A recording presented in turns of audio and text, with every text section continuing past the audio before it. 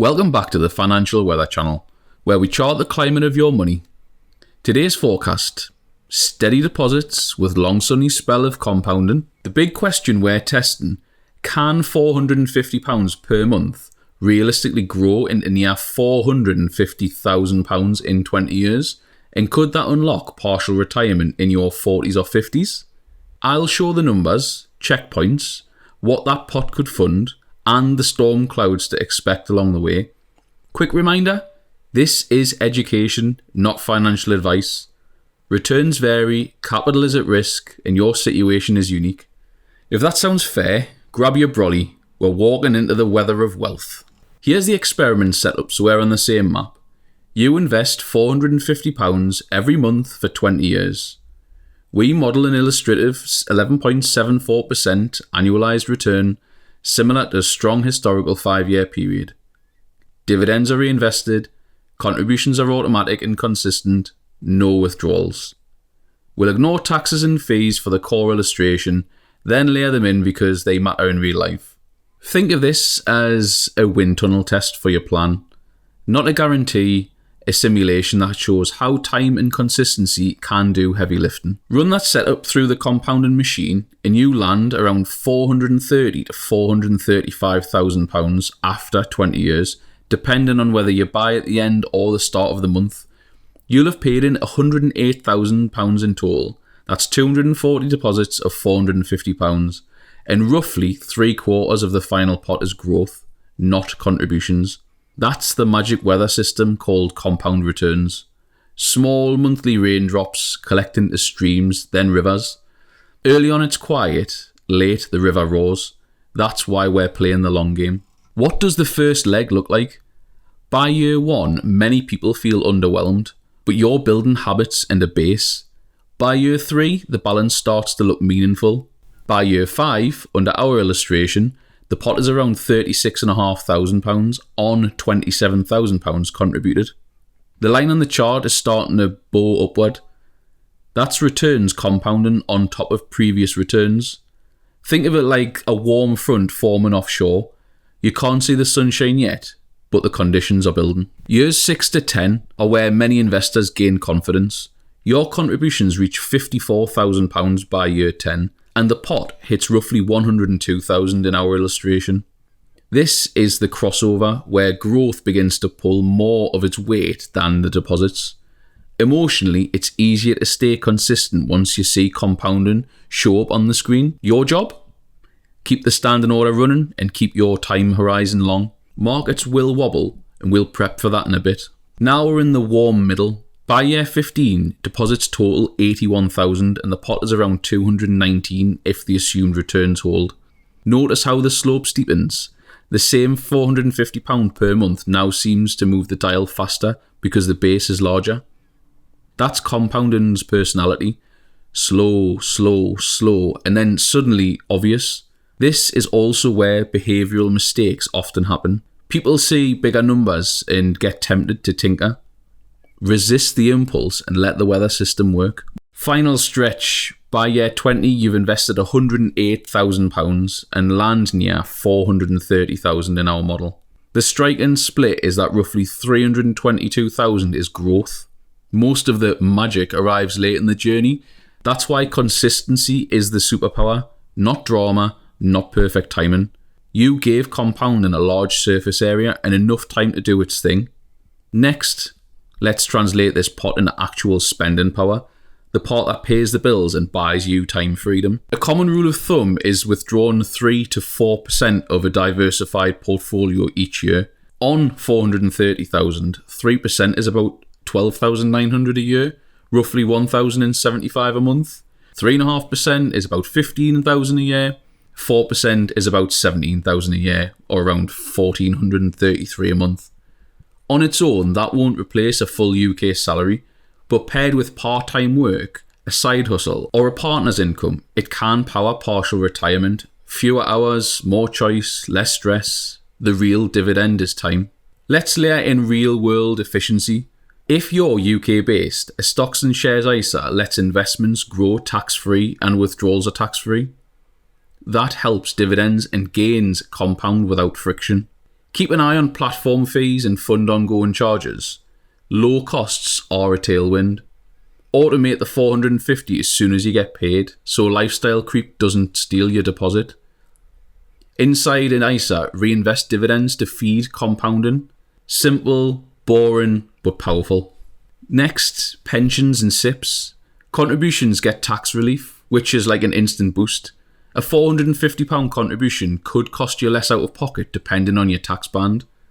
The trade-off is access.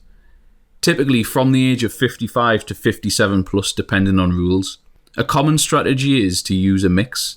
ISA for flexibility and early access, pension for tax efficiency in later life. If your employer's offering matching, don't leave that free money on the table. It's the best weather pattern you can get. Fees look tiny, but they compound against you. A difference of, say, 0.5% annually over 20 years can trim tens of thousands from the final pot. Prefer lower OCF funds or platforms with sensible platform fees. Also, don't sweat small tracking differences year to year. Focus on keeping total costs low and behaviour steady. In other words, give more of the return to you, not to intermediaries. Fees are the headwind you can actually control. Weather warning, markets drop. Sometimes by a lot. If a big drawdown hits near the end of your 20-year runway, that's sequence of return risk. The order of returns matters. 2 defences. 1, keep at least 6 to 12 months of expenses in cash once you're near your goal, so you're not a forced seller. 2, if you're planning partial retirement, consider a lower withdrawal rate early on, then adjust upwards after recoveries. Remember, storms pass. Don't build your house right next to the cliff edge. Let's roleplay a storm. Imagine a sudden 30% drop in year 18. Terrifying on screen, but historically, recoveries can be powerful. Your behaviour sets the outcome. Keep contributing, keep reinvesting dividends, and rebalance instead of panic selling. Often the market's best days cluster near its worst days. Miss them, and you hobble the long-term result. Your edge is discipline. You can't control the weather, but you can control your coat and compass. Set guardrails to protect you from you, really. Automate deposits. Remove trading apps from your phone and home screen. Schedule quarterly check-ins instead of daily peaks. Pre-write rules like, I won't sell because of headlines. I rebalance if allocation drifts because of X%. I never skip a contribution. Share the plan with a friend or partner for accountability. Good behaviour isn't an accident, it's designed. There's 2 painless ways to arrive earlier or bigger at the total. First, do pay rise step-ups. So for every time your salary increases, add 25 or 50 to the monthly deposit. Second, windfalls, bonuses, tax rebates, small inheritances. Skim a slice into the portfolio. Even 1 to 2% annual increase in contributions can add a surprising amount over 20 years. Think of it as turning a steady breeze into a dependable tailwind. Let's sanity check outcomes at different return assumptions. At 7% annualised, you finish around 234,000. At 9%, roughly 301,000. At 11.74 illustration, around 430. If markets outperform at 13%, the pot could be north of 500,000. The lesson isn't to chase higher numbers, it's to own the process so you benefit under many weather patterns. Time, consistency, low costs, those work across climates.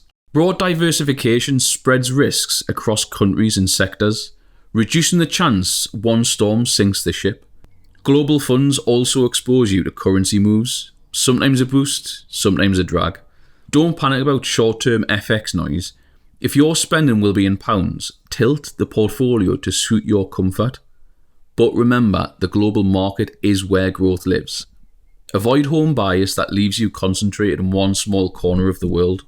Keep it simple, pick a low-cost, globally diversified fund, automate the 450 a month, and reinvest the dividends. Review once or twice a year, check fees, confirm the standing order, and rebalance only if allocations drift. Put a small cash buffer in your high-interest account for emergencies so your investments can ride out the storms untouched. Simplicity makes consistency easier, and consistency is the engine. So let's picture the goal. Partial retirement might mean 4-day weeks, taking summers lighter, or funding creative work that pays less but feeds the soul. That £1,075 to £1,433 a month from the portfolio at 3 to 4% can cover core costs or buy back hours you used to sell. The biggest win isn't the number, it's optionality. The freedom to choose projects, say no to toxic work, and spend more time with people you love. So the recap, £450 a month over 20 years at 11.74% return equals around 430,000. The milestones, 36.5 grand at 5 year, 102,000 at 10 year, 219 at 15 years, and 430,000 at 20. Use ISAs and pensions for efficiency, keep fees low and expect volatility. Let behaviour be your edge. None of this is guaranteed, by the way, it's a map, not the terrain, but the process is proven, time in the market and steady deposits. If today's forecast helped, like and subscribe and tell me what clip you want next, a milestone chart pack, an ISA versus SIP deep dive, or a step-up contribution calculator. Catch you next time. Take care.